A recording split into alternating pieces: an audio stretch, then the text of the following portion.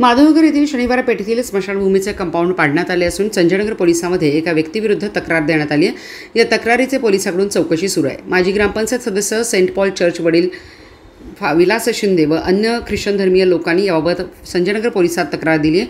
तक्रारीत म्हटले आहे की सन 2001 मध्ये ग्रामपंचायतीने दफनविधीसाठी जागा दिली होती।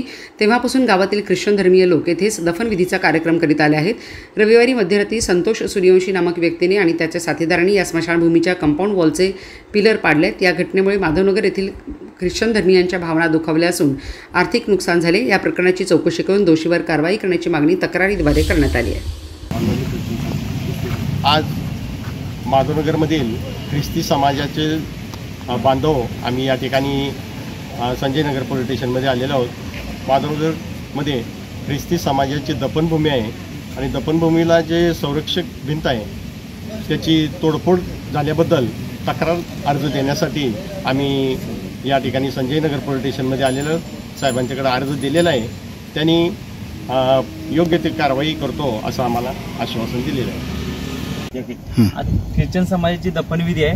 दफनविधीचं काम चालू होतं आणि ते संतोष सूर्यवंशी या नामक व्यक्तीने हे पाडले गेलेलं आहे। पण ऑलरेडी या संतोष सूर्यवंशी आपण वेळोवेळी काही तक्रार असता आपण त्यांची विचारपूस आपण चाललेली व्यवस्थित प्रकारे त्यांच्याशी बोलणं करून चाललेलं, पण आज हा त्यांनी आगाऊपणा केलेला आहे आणि समस्त ख्रिश्चन समाजाच्या भावना दुखवल्या गेलेल्या आहेत। त्यामुळे त्या योग्य ती कारवाई करण्यात यावी।